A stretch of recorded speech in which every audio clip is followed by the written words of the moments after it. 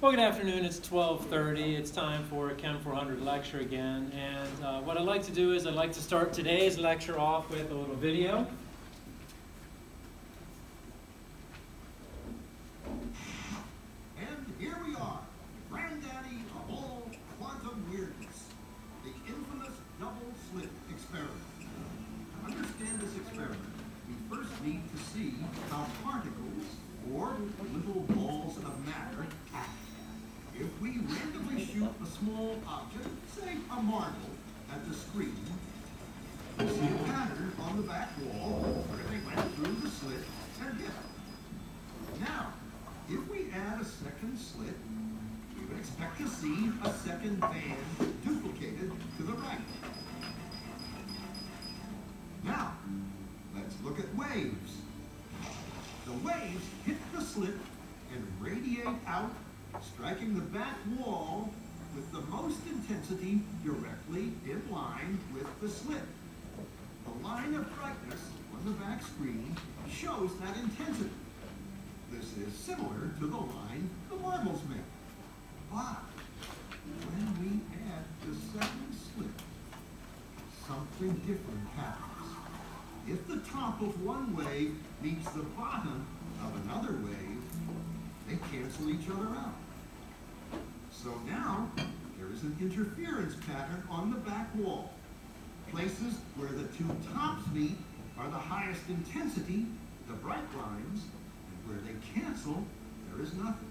So, when we throw things, that is, matter, through two slits, we get this, two bands of hits. And with waves, we get an interference pattern of many bands. Good so far. Now, let's go quantum.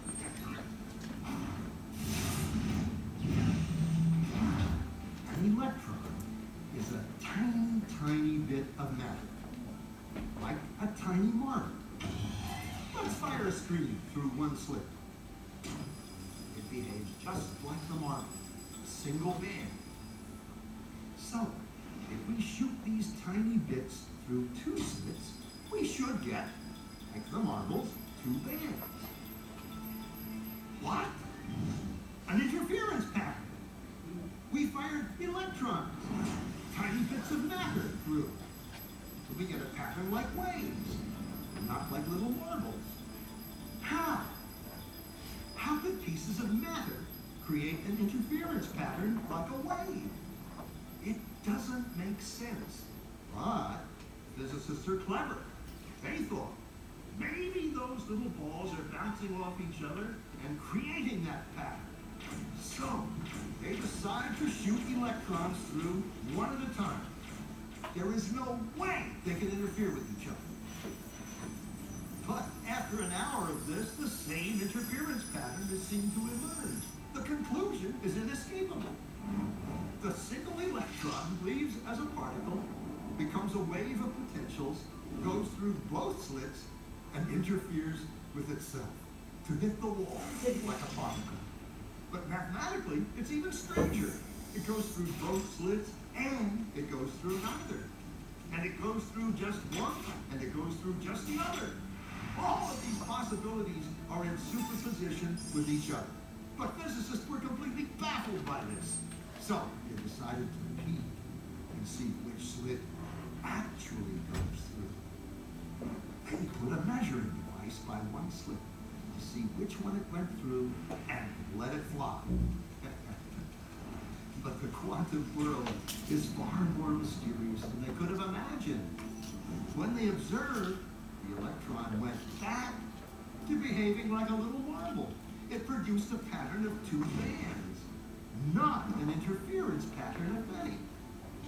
The very act of measuring or observing which slit it went through meant it only went through one, not both.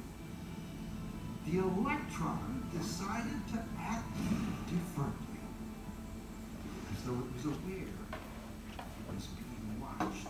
It was here that physicists stepped forever into the strange, never-world of quantum events.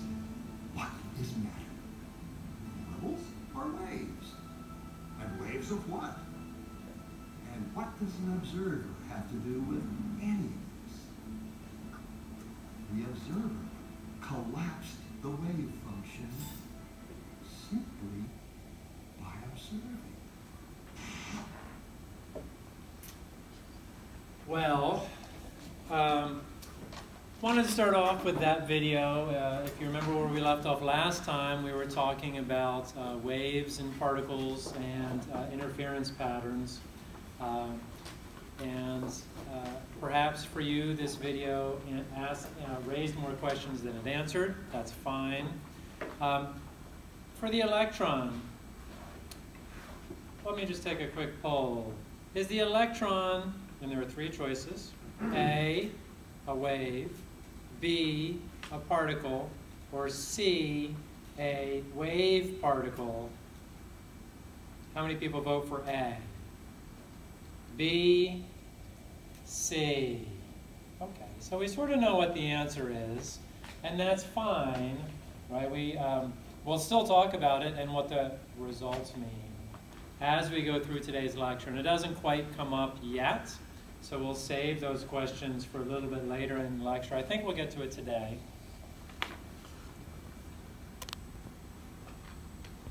Let's see, so let me turn that off. Let me turn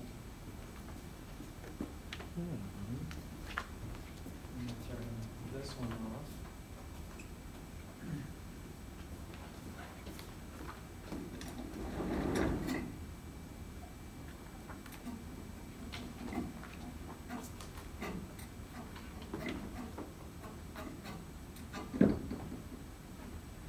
There we go.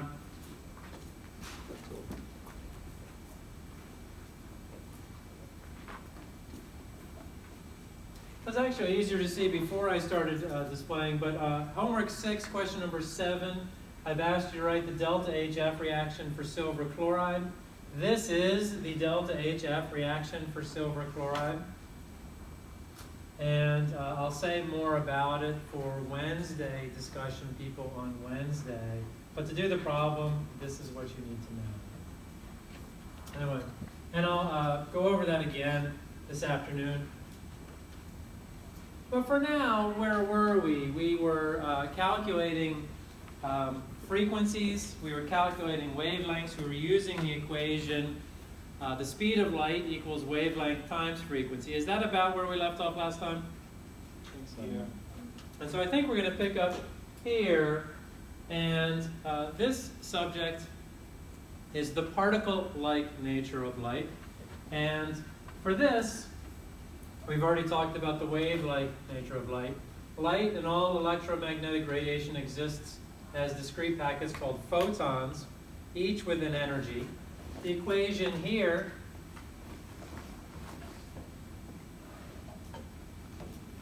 is that E, which is the energy of the photon, equals H, which is Planck's constant, and I'll give that to you in a minute, times frequency. And last time, one of the things we said was that higher frequencies lead to higher energies. You can see that they're directly proportional. This is the equation for the energy of a photon of light. Let me give you Planck's constant. Planck's constant H, 6.626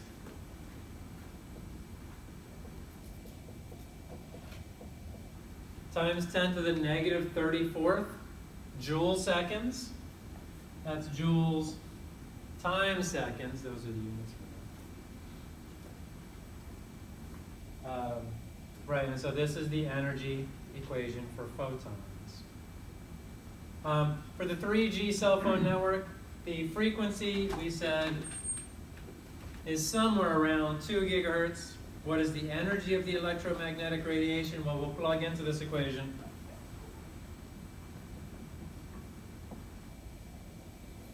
Or we'll remember that my V with this sort of hat on the back of it, or this line on the back of it, that's how I denote frequency. You'll see different ways of doing it, but the key thing for us is going to be we need to tell frequency from velocity, because we'll be using both this chapter and throughout the course.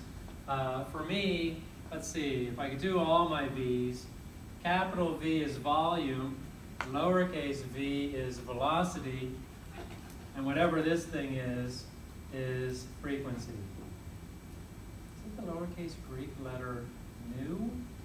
Maybe, I don't know. Something like that. But now plugging it in, plug in my 6.626 times 10 to the minus 34th.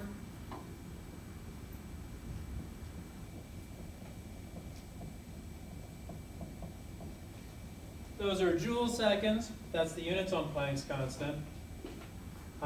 Frequency, we said last time, 2 times 10 to the 9th.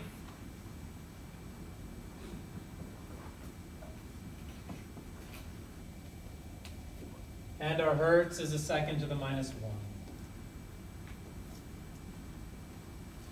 The amount of energy in each photon of electromagnetic radiation from a cell phone is going to be 1 times 10 to the minus 24th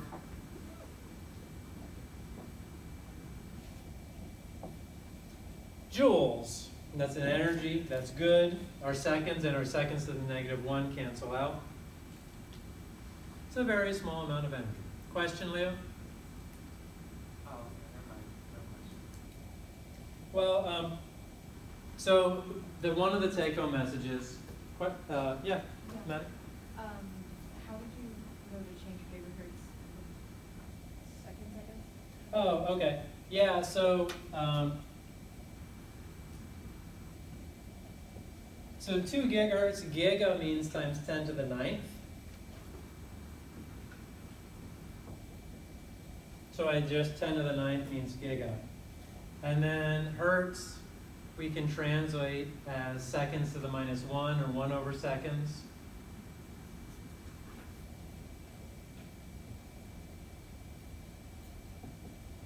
So it's the hertz part that means seconds to the minus 1. The giga means times 10 to the 9th. Does that answer your question? Let's see. Another question would be, do you have to know how to convert gigahertz into this number? And the answer is actually no. I would give you this set of units for problems. I guess, I can't think of any cases on an exam where I would give it to you in hertz, but you'll see it on the homework, so you will be asked to do it on homework. But I would give you seconds to the minus 1. Yeah. And that's my preferred set of units, is seconds to the minus 1. Well, the take-home message is going to be that in one photon, whether it's visible light or in this case, what will be called radio signals that cell phones use, there's a very small amount of energy. But one of the things we're always going to want to do is we're going to say not just how much energy is there per photon, but how much energy is there per mole of photons, because moles are what we use in chemistry. And so I don't know. We'll do this a couple times. This is joules for 1 photon, okay? So another way of saying that is per.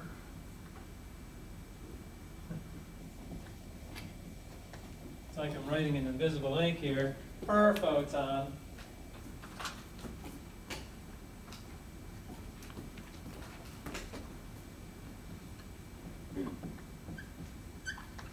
That's a little better anyway, per photon.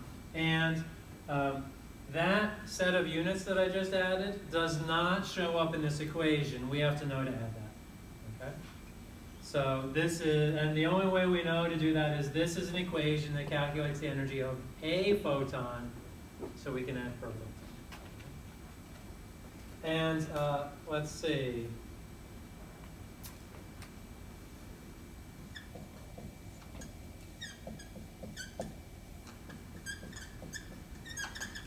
What we'll then do is we'll want to get it on terms of moles of photons. There are 6.022 times 10 to the 23rd photons per mole of photons.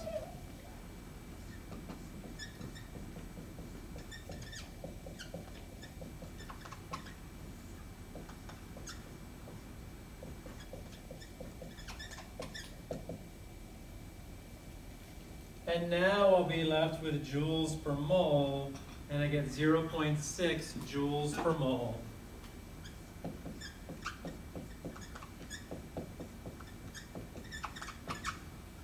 And per mole, we don't always have to say per mole of what, but in this particular case we'll say because it's a per mole of photons.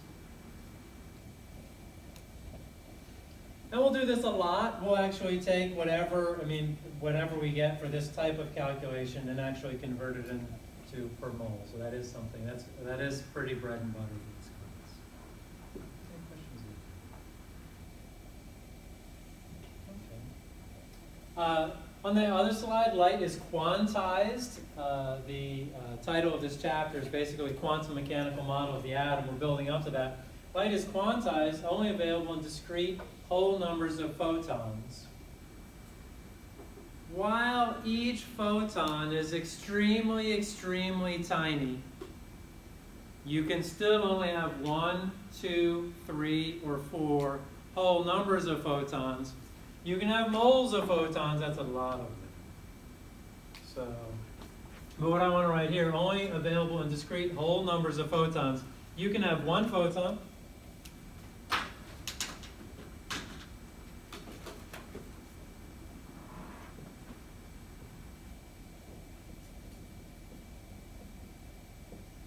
two photons, 6.022 times 10 to the 23rd photons.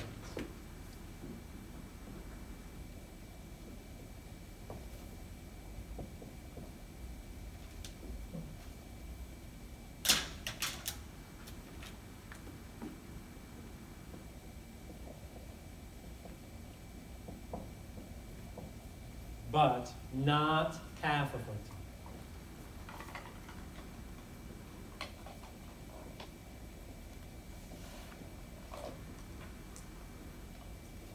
But not half of a photon. And let's check in here.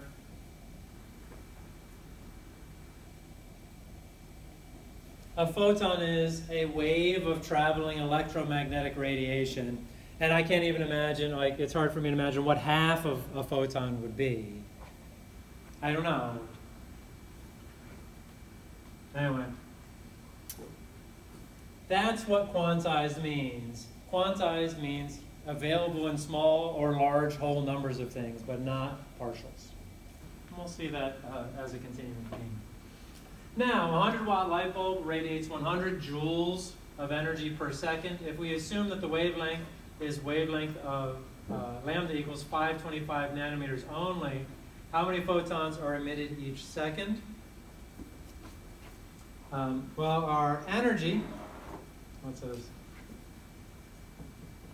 To solve this problem, we're going to find the energy in 1 photon of 525 nanometer light. We have an equation for the energy of photons in terms of frequency. We don't have the frequency though, we have the wavelength.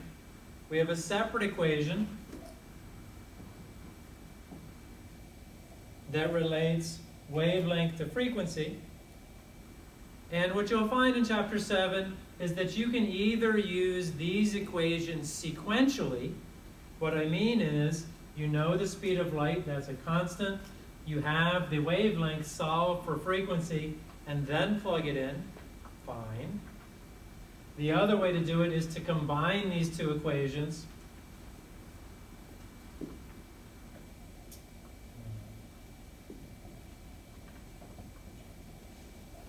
We can solve this one here for frequency. It will be equal to the speed of light over wavelength. And then where we see frequency here, we can sub this in.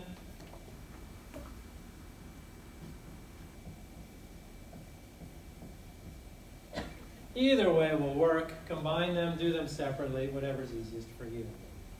I've combined them, so I'm going to solve it this way. Planck's constant we just introduced. Speed of light, 3.00 times 10 to the 8th meters per second.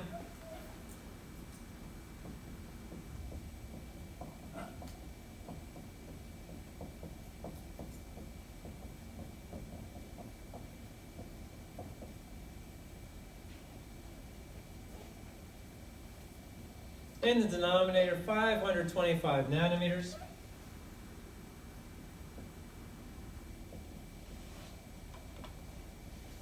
Where instead of writing nanometers, I've subbed in times 10 to the minus 9 meters. I'm going to go into OT on this side over here. I get 3.8 times 10 to the minus 19 joules.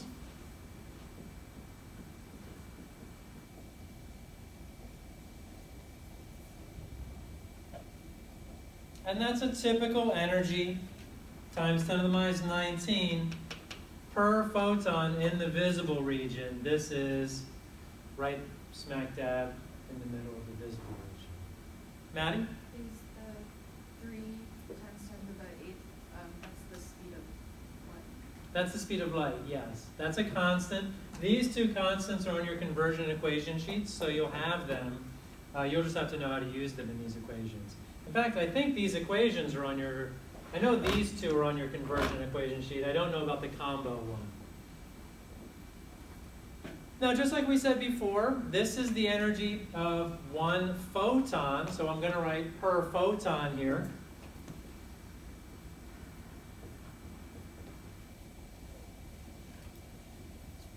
And I'll refer back to my question. How many photons are emitted each second? Well, each second there are 100 joules.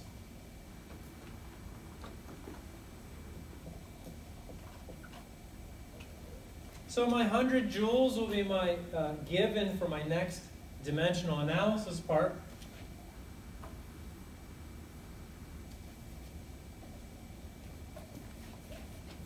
And I have a unit conversion factor here because I have this number of joules per photon. If I put my joules on the bottom and my photons on top, I actually get how many photons I have.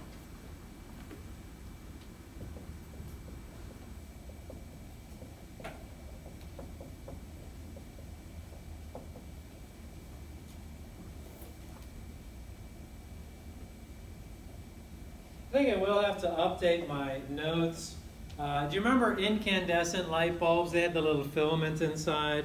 They'd often be 100 watts, so they'd be 100 joules per second. Now, I mean, if you buy a typical LED or a fluorescent, does anybody know like how many watts they might have? 15, 5, I mean, max of about 20, right?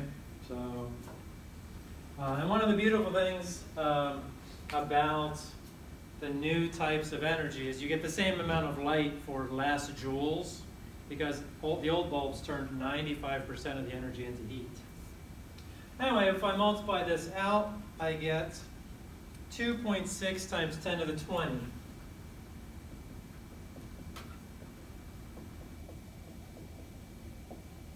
Photons.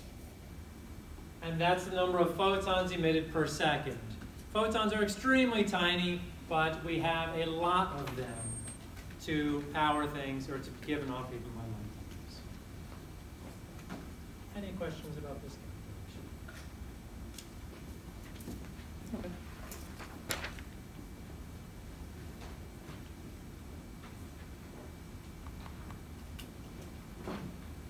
All right, well, those are some of the calculations. We'll have more coming up, but we'll take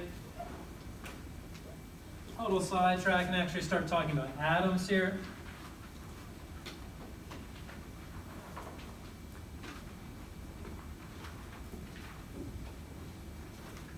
And we'll start here, nice prism splitting white light, which is the overlap of all the colors of the rainbow. Sunlight is white light, so those of you who were in discussion this morning saw it when you built your foldable spectrometers. This afternoon in lab, we'll actually build another spectrometer in lab and calibrate it. We won't use sunlight, we'll look at different types of light.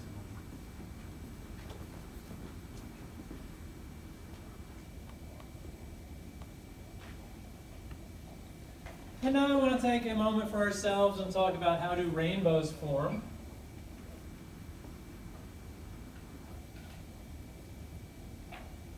Essentially, when rainbows form, the rain droplets act as prisms in specific geometries.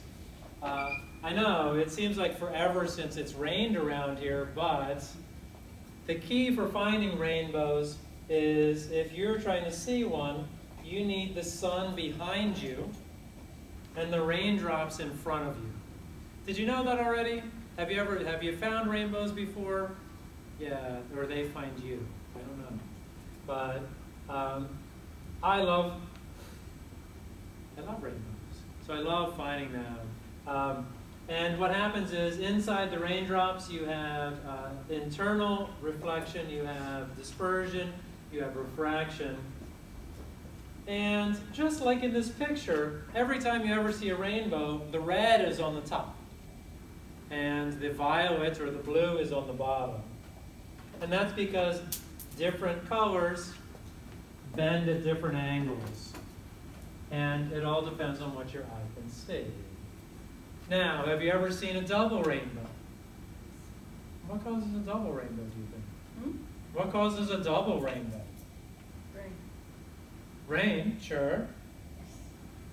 Well, what you might imagine is that if you get, in some conditions, depending upon where in the sky they are, you can get differently sized droplets, which will have different reflection and refraction conditions. And so that's how you can see them. And all I want to say here is that sunlight contains all these different wavelengths. They refract differently depending upon, and both of these pictures show this, at different angles when they go through the same type of prism.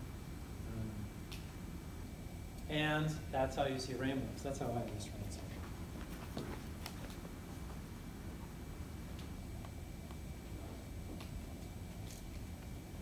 Now let's talk a little bit more about atoms. Emission of light by atoms. These are flame tests for aqueous metal ions. If you took Chem 300 at Sac City College, you did flame tests. How many people took Chem 300 at Sac City College and did this? No. Yeah, that's excellent.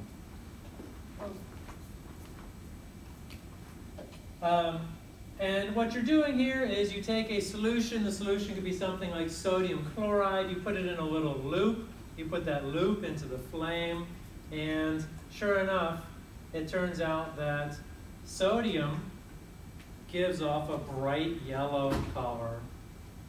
And the process is something like this.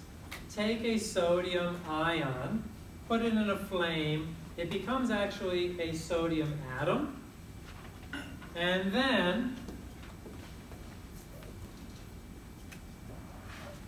you give energy to the atom. That energy moves an electron away from the nucleus.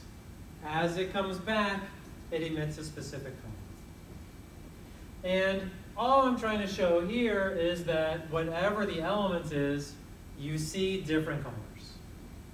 And that will be because the electrons are moving in different ways. So this process amounts to giving these atoms energy and looking at what colors are given off.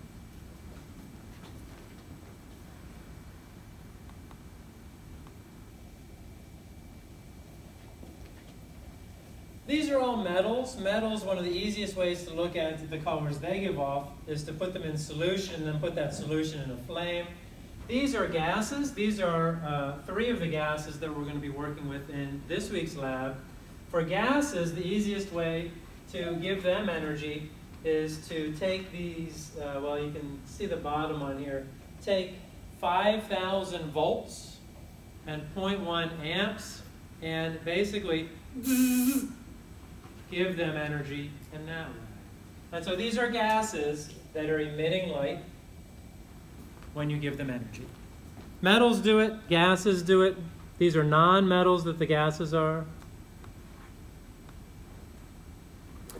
And what we're going to do in this week in lab, and what we want to talk about today, is that if you take a hydrogen lamp and pass the light through a slit and then a prism, you will see 4 distinct wavelengths.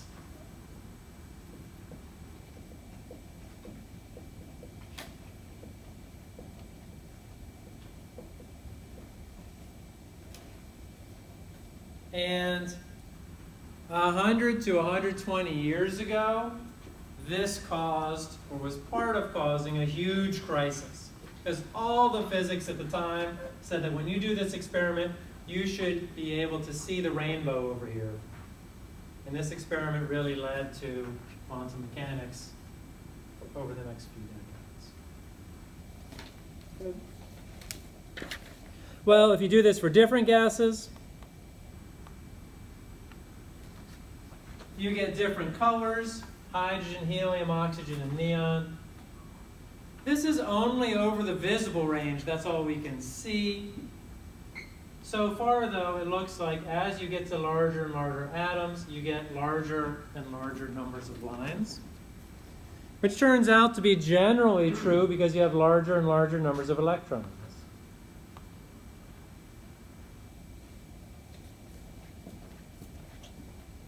While we're still here, these are what are called emission spectra.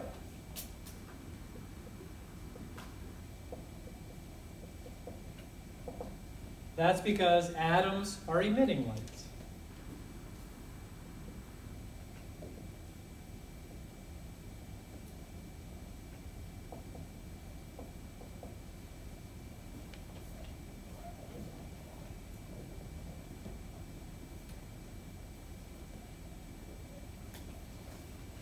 You can do the experiment in reverse and create what's called an absorption spectrum.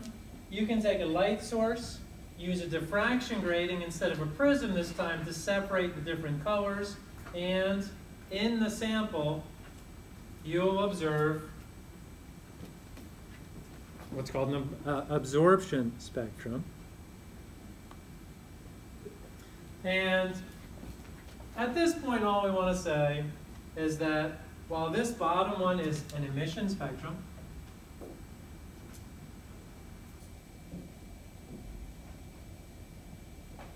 and the top one is an absorption spectrum, that it's always the same colors of light that either appear or are absent. Because hydrogen atoms can give off these wavelengths or emit these wavelengths. So let's say hydrogen atoms.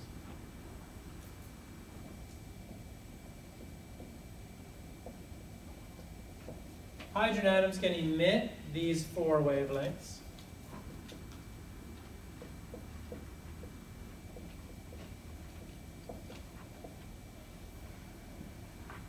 Or absorb these 4 wavelengths.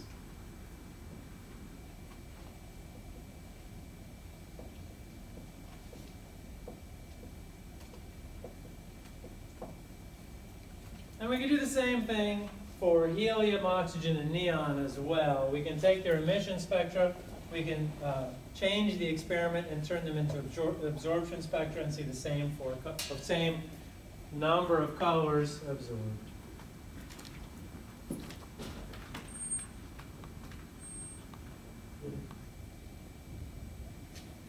This led to the Bohr model of the atom. Bohr's major idea was that the energy states of the atom were quantized.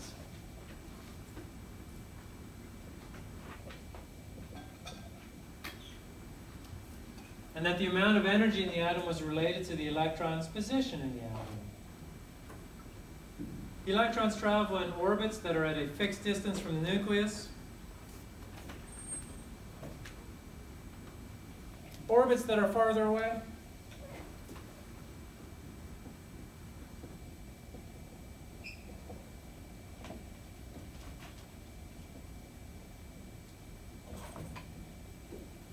Orbits that are farther away are higher energy orbits.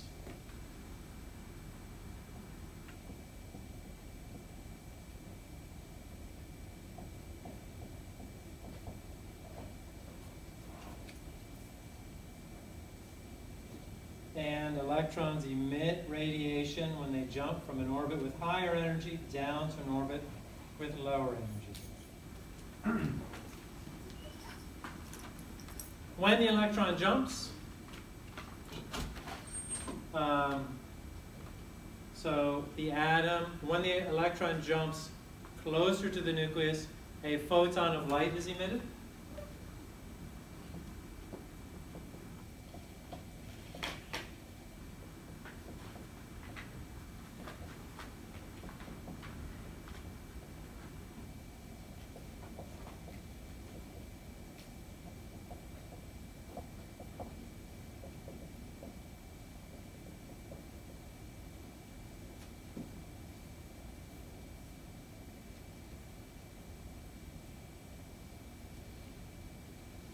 And that's what we're going to see, is that the colors that we're seeing absorbed or emitted by these atoms are going to correspond to actual movements of the electron in the atom. If light is emitted, that is because the electron is coming closer to the nucleus. And if light is absorbed, the electron's moving farther away. There's actually, I mean, it's a fascinating history. I've been reading quite a bit about it. We're only hitting the highlights now. But here's a picture of the Bohr model of the hydrogen atom.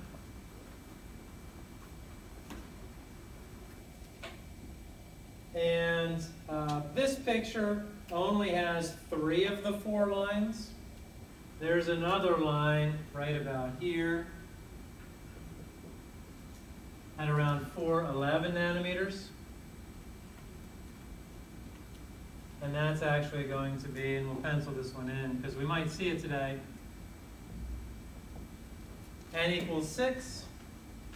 When the electron jumps from 6 all the way down to 2, it gives off a photon with a wavelength of 411 nanometers.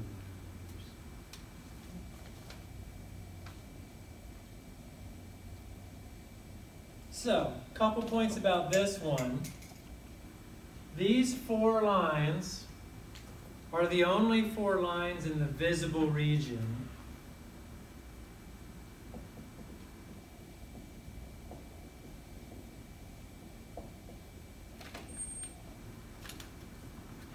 They're the only 4 lines in the visible region.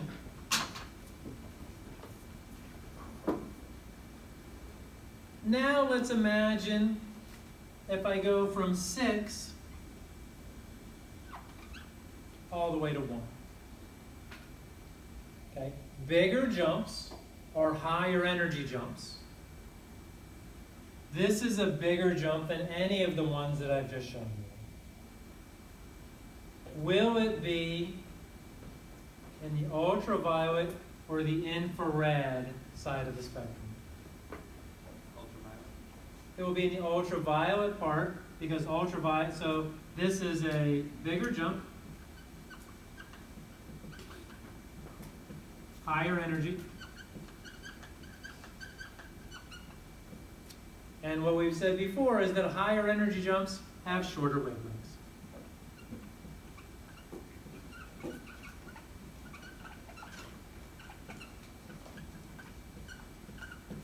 And so this particular one would be in the UV. Now what I want to tell you is, so the ones, all of the ones that we will see in lab for hydrogen end at n equals 2.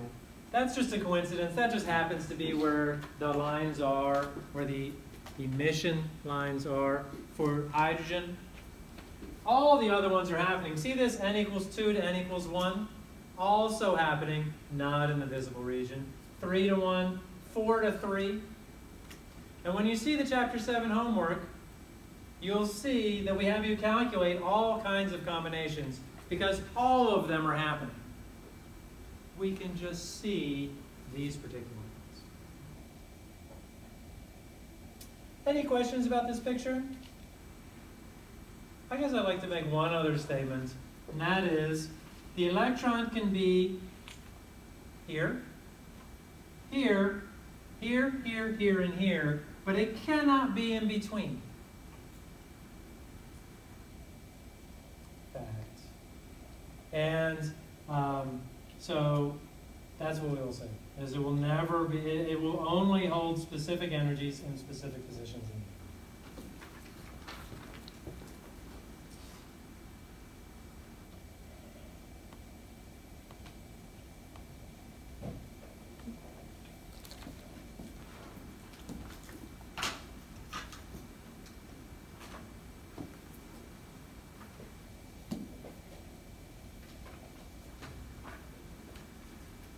For the hydrogen atom, the Rydberg equation relates wavelength to the n values.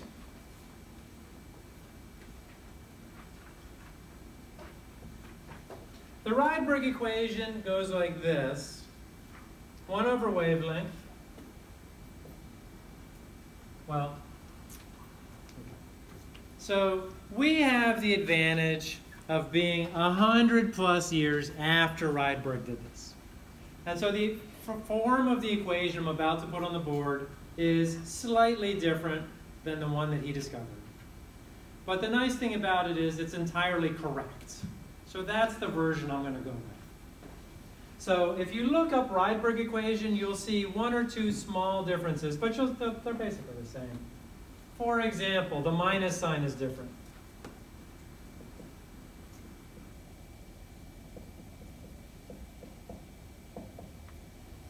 This is the Rydberg constant. The Rydberg constant is the same. It has the same set of units.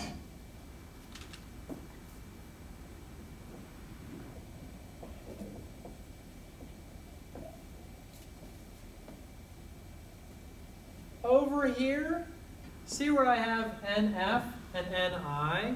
That stands for final and initial.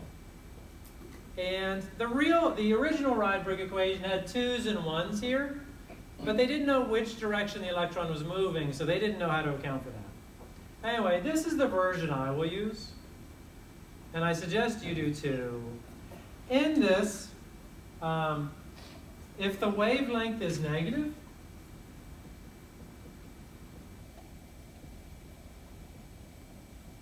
it just means that the wavelength is emitted.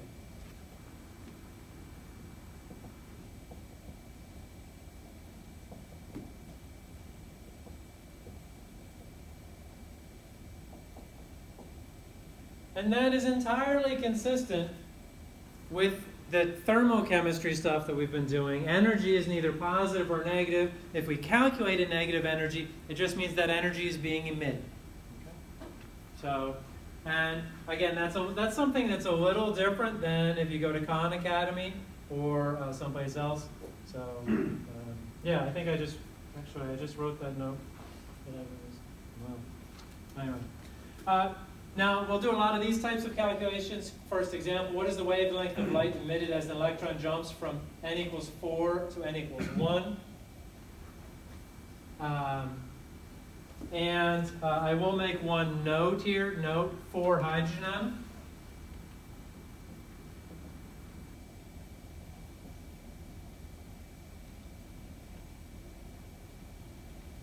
And it is true that this equation is only for the hydrogen atom, but we're a few slides away from a more general equation, so I wanted to put that in there.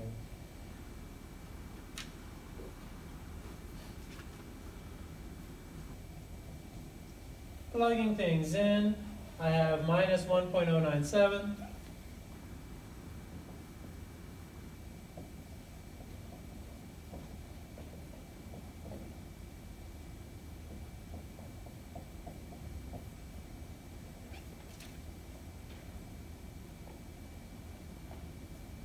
I have from 4 to 1.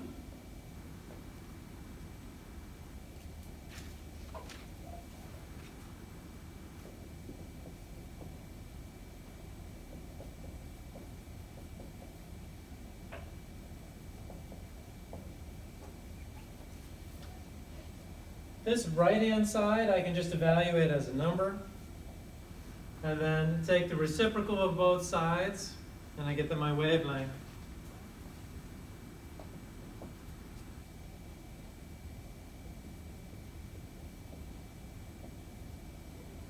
Is 9.7 times 10 to the minus 8 meters, which is 97 nanometers. Oh, and I forgot my minus sign. Sorry, minus, minus. That means that the wavelength is emitted. That's basically saying as we go from n equals 4 to n equals 1, the wavelength would be way over here at 97 nanometers. Any questions about that?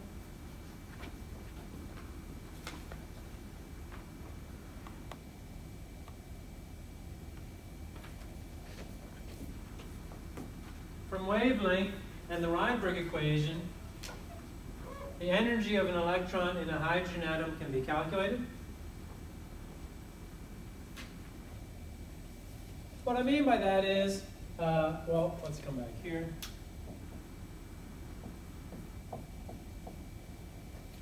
We have an equation that says the energy of a photon, in fact, equals hc over wavelength. We have an equation that says 1 over wavelength equals all this jazz.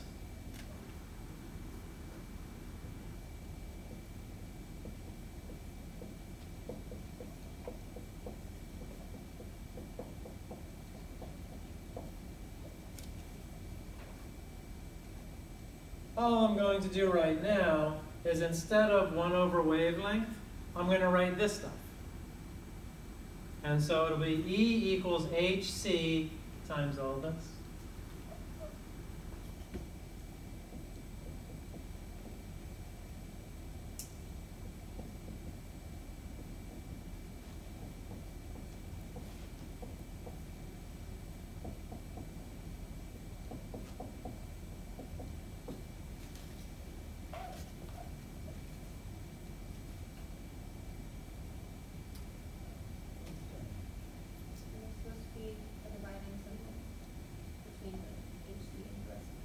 Oh, is there supposed to be a dividing symbol between this and that?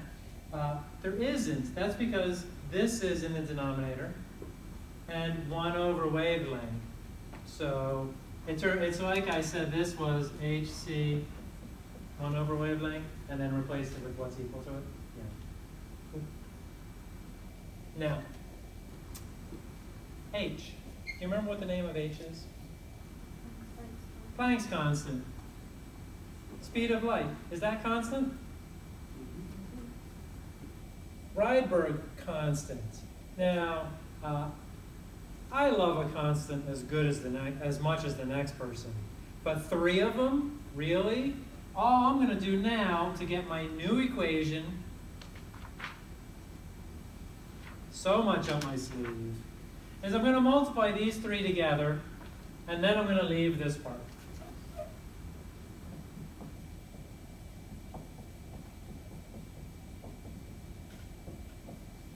If you multiply these 3 together, h times c times this number, you get minus 2.18 times 10 to the minus 18 units of joules. Do me a favor, leave a little tiny space here, and then write this last part, 1 over nf squared minus 1 over ni squared.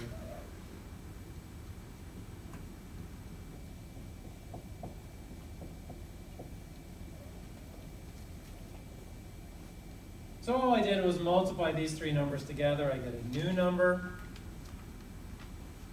It has no name. Now, everything we've done so far has been for hydrogen. I am now going to make this work for other atoms, and specifically for other 1-electron systems. I'm going to put z squared. And z is the atomic number.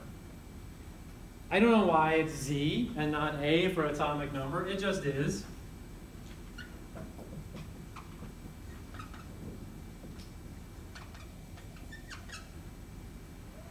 But once you know it's the atomic number, which is just the number of protons, then you can look at your periodic table and say z equals 1 for hydrogen, but z equals 2 for helium. Sound familiar?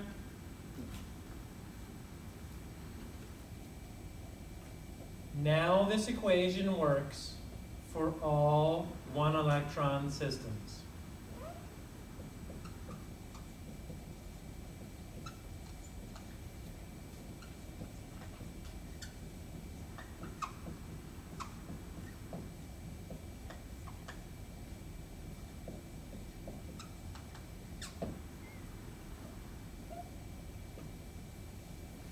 And this is one of my favorite equations from this chapter. Hint, hint. Gonna be seeing this multiple times on homework 7 and probably at least once on the exam. Now let's talk about the meaning of a 1-electron system. I'm a hydrogen atom. I'm made of a proton and 1 electron. A hydrogen atom is a 1 electron system.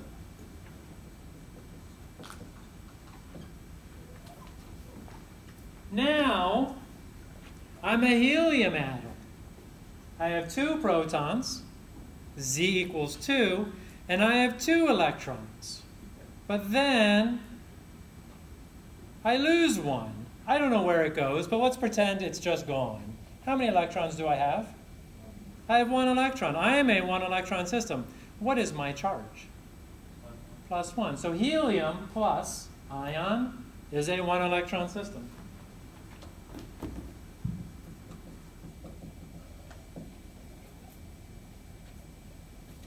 I'll do one more.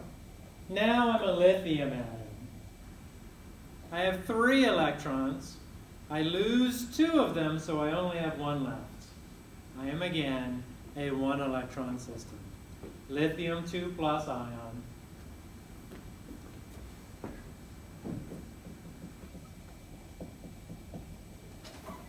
Dot, dot, dot. Because there are as many 1 electron systems as we want. And if this were a physics class, which it is not, but if this were a physics class, I would say, well, if I'm a 1 electron system, that means I have 1 negative thing and the nucleus, which is 1 positive thing. Calculating the energy between 2 things, not that hard. Add a third, things get very, very complicated. We will never calculate anything else for 3 particles or 3 charged objects. Any questions about this? This equation is on your conversion and equation sheet because we use it. Okay. Well, we probably, on the next slide, use it. I don't want to give anything away. And now what we're going to do is we're going to talk about something called ladder diagrams.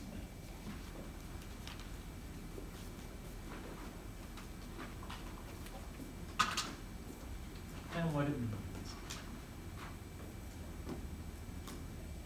It says draw a ladder diagram of energy levels for the n equals 1, 3, and infinity energy levels in kilojoules per mole to find n equals infinity as the 0 energy state. Now these problems are called ladder diagrams because they look like ladders. Ladders have steps and they go up and down. That's what these will have.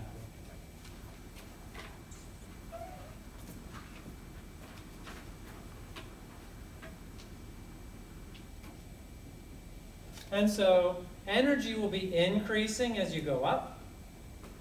And from the picture that we've calculated, what I've drawn you of the Bohr atom, n equals 1 will be at the bottom, and that's lame. Let's really put it at the bottom. Because I'll attempt to sort of do the spacing correctly, and it won't look like your regular ladder, or if this is what your ladder looks like, then good luck climbing it. Because n equals 2 would be significantly higher, and n equals 3, and in fact, if you draw the diagram in energy terms, every successive energy level is closer to the last. And I'll only do a couple more.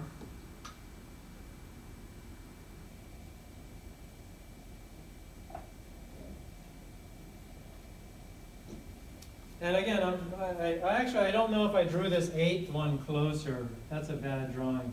Because they do, 8, 9, 10, 11, 12. There we go. They get closer and closer together.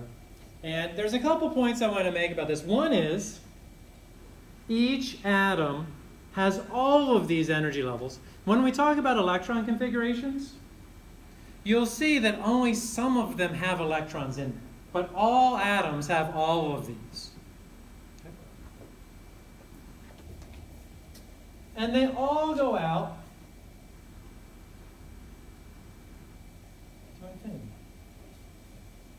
quantum mechanics is a completely general system that allows you to calculate the energy all the way out to infinity. This equation allows you to do that as well. N equals infinity is when the electron has left the atom.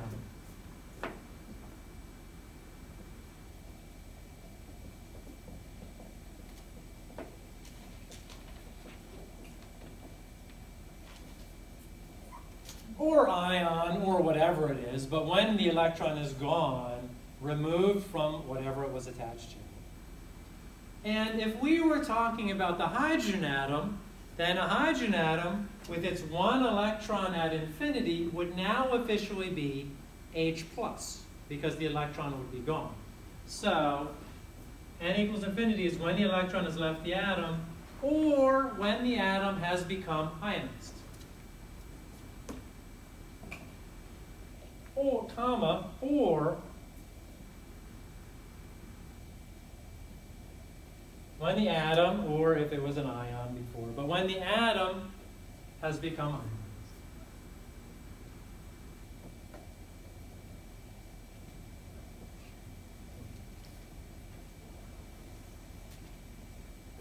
And as a final part of just talking about what this problem states, define N equals infinity as the zero energy state.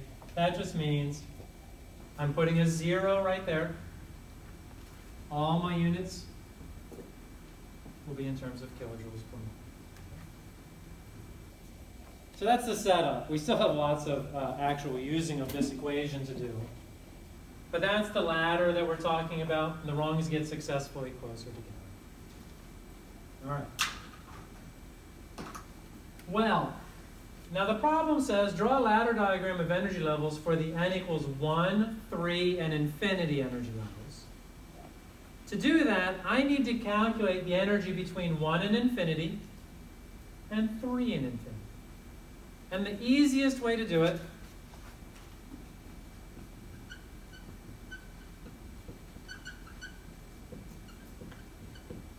is if Ni, that's your initial state, equals infinity.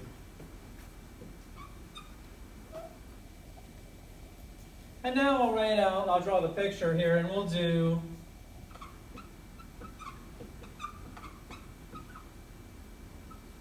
N equals infinity to N equals 1.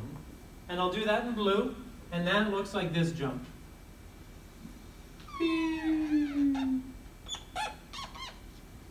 So in a literal way, we are calculating the energy from the electron no longer attached to the atom, coming all the way into N equals 1, as close as possible to 1. And I'm just going to write this equation right now. I should say, and I apologize for this, we will do this now for the hydrogen atom.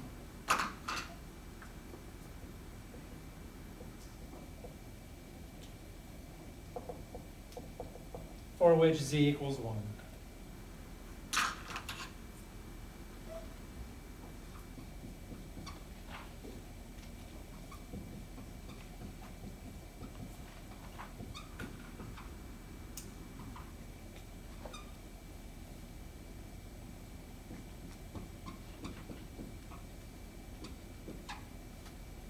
Now what I've done is I've put infinity as my Ni.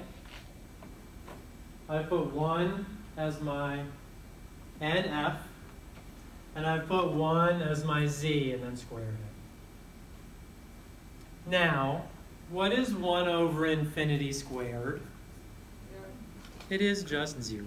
That's why this is the easiest way to do it, because one of your terms drops out. You don't have to do it this way. There are harder ways to do it. This term is 0. And now it becomes E equals this number times 1 divided by 1, or just that number.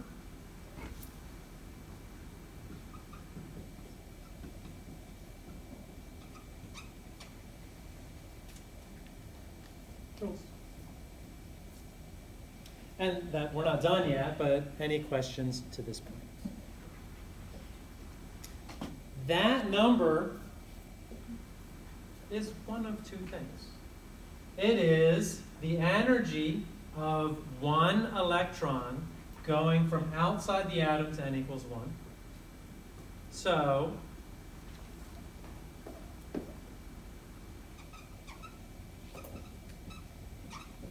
energy of one electron jumping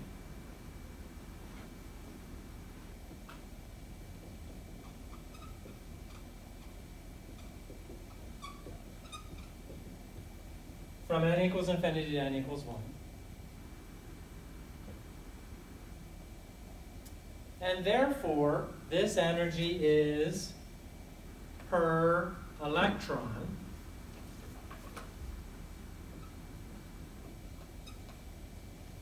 And the electron units are not in the problem. We are adding them in because we know that is the energy for an electron moving.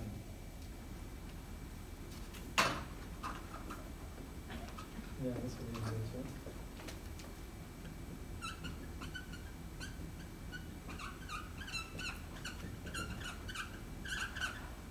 When that electron moves from a farther away place to a closer place, energy is,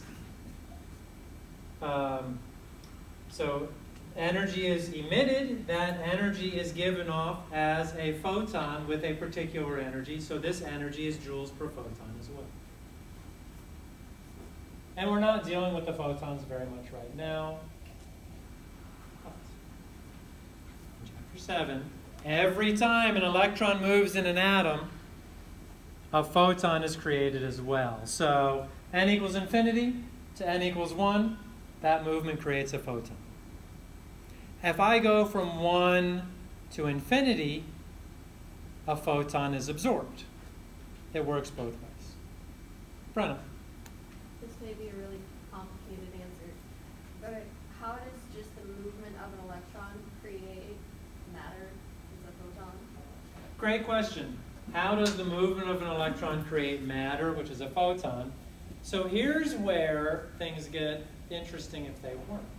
A photon has no mass. So you can create it and not violate any of our principles. It's a great question. Okay. Do you remember a couple days back, I don't know, it was a week or so ago, I said, which of these positions is a higher energy position for the markers? And we said blue was higher. So and this is exactly what's happening here. This position is higher than here. So as it moves, energy is emitted. And the only question is not, is energy emitted? It's how is it emitted? And most of the time, photons are emitted. Sometimes we turn this into heat. But our focus is on the photons right now. So think of this as converting potential energy into, well, is it kinetic energy? The photon is moving, so I would think of it as kinetic energy. It's an energy interconversion. All based around the fact that the electron is attracted to the nucleus. And as it gets closer, it lowers its energy. So that's where the pens come in. Yeah, that's what's Alicia? I always thought of photons when you do an law of gravity, it's just falling. But if it absorbs energy, then the opposite. So when the atom absorbs energy, It's excited state. the electron moves away. And the question can then be, where is that energy coming from? And it could be sunlight hitting the atom. Those photons can be absorbed. That's what the picture of the absorption and emission spectra being exactly the same. Right. As the electron moved closer to the nucleus, wavelengths are emitted. As it moved away from the nucleus, wavelengths are absorbed. But is it accurate to think of it as gravity, almost? Is it a good way of thinking of it to think of it as gravity? Yes, Or except... lack of energy. Well, Excited. there's an exact analogy to gravity, meaning if there's an attractive force and I lower this, I have lowered the energy of the electron and the pen. The thing that we can't really talk about is, why is this the bottom? Why doesn't it go closer to the nucleus? And the answer is, it doesn't. And that's how quantum mechanics was established, by the way. They're like, well, let's see. Got this real problem. I have this negative thing circling, and we'll talk about the circles, but it's circling this positive thing, and it can move this way, but it can't go in. Why can't it go in?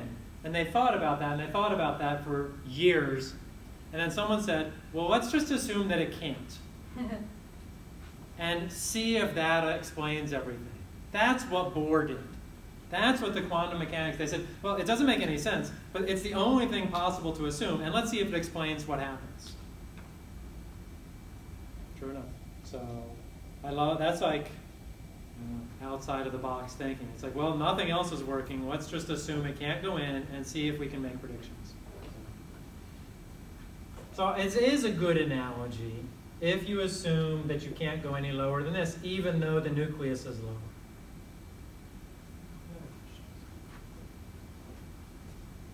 Okay, well, we're not done yet because this is joules per photon, and I have asked for kilojoules per mole, very common of me. Even though I'm a joule man, we will see that reactions are typically in kilojoules per mole, so that's where we're going with this. I will move back to red here.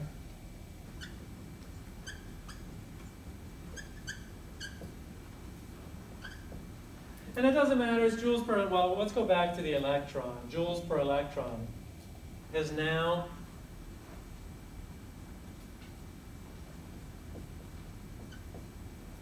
we'll convert into kilojoules.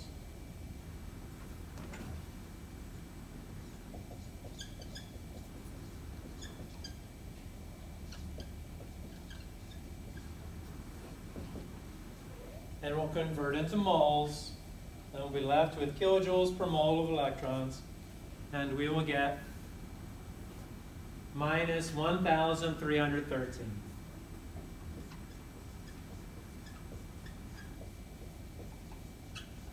Kilojoules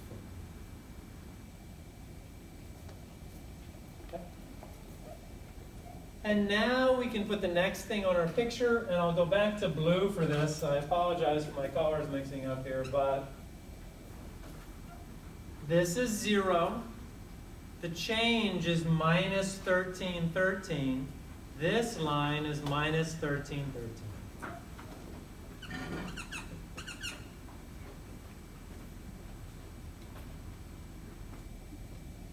Right? This difference is minus 1313 going from initial to final state.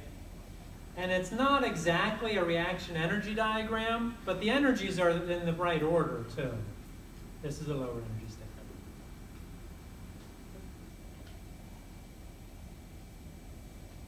Now, I've used too many colors, so now I'm going to have to end up in green. We've also been asked to do 3. If you do 3, you can go from infinity to 3 and do this exact same calculation.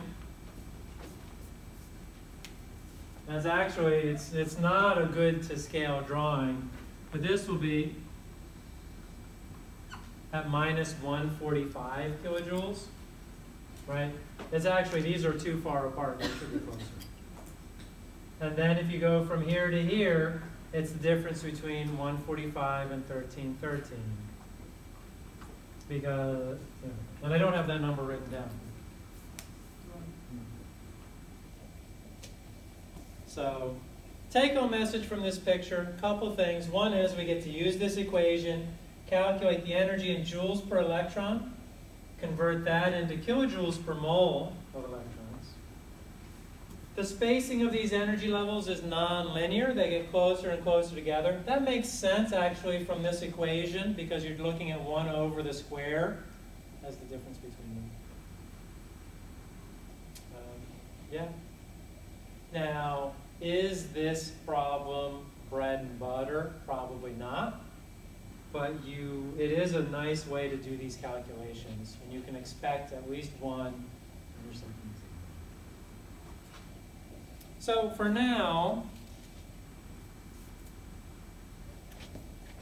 happy to take questions, but we'll move on and get back to this thing we call an electron and talk about the wave-like nature of the electron.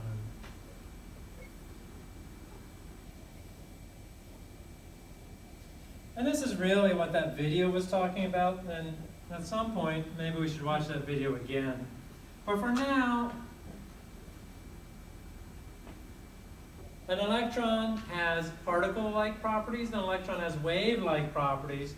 One of the wave-like properties of an electron is that when you pass electrons through a double slit, you see an interference pattern. So,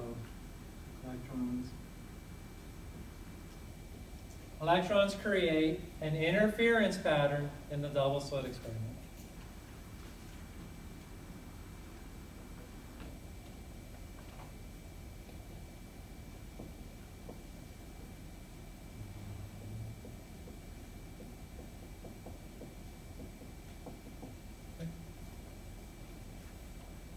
And if your question is, even if I pass one electron through at a time,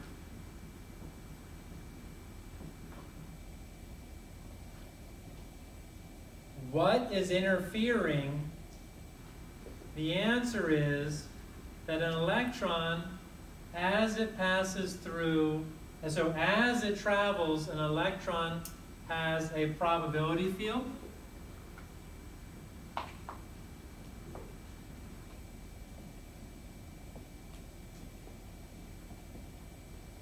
What that means is that you can set up the experiment so that there's a 50% probability of it going through this slit, and a 50% probability of it going through the other slit. And it is the probabilities that interfere.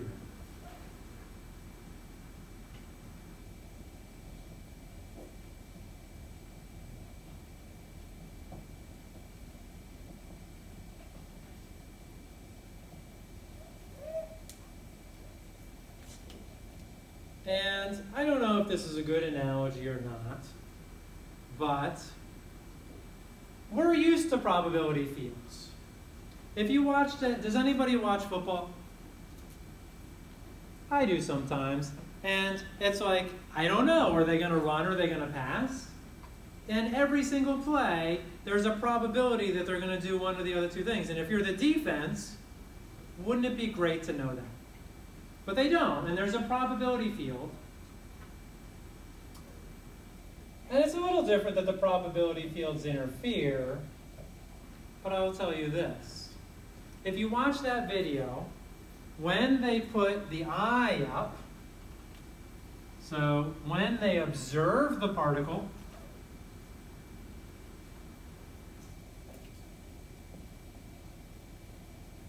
when they observe the electron,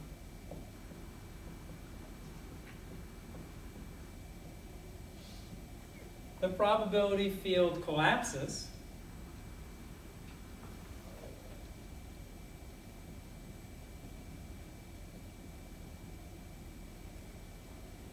into one certainty.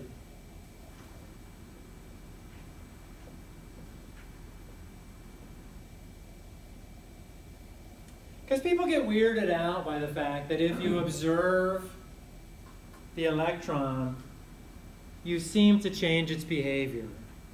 But I would suggest to you that if you observe the Baltimore Ravens either pass or run, that the other one is no longer a possibility or a probability.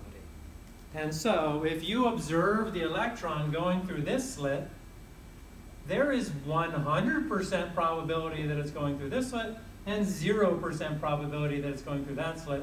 And so the probability field collapses. Another example. Every once in a while, I like to play the lottery. I'm a Mega Millions kind of guy. I play the lottery, and up until they call those numbers, I exist, my winning exists in a probability field. I could have won, I could have lost, I don't know. They're overlapping probabilities. And as soon as they call those numbers, I know that I've lost. And you could argue that I knew that I lost beforehand. It's certainly not a 50-50 chance that I was going to win. Anyway, there are a lot of probability fields. What I would suggest, the weird thing is that probabilities can interfere. Not that when we observe them, probability fields collapse. We observe probability fields all the time. Questions about that? If not, let's see if we still have 3 more minutes worth of material to do. Otherwise, we'll cut you loose.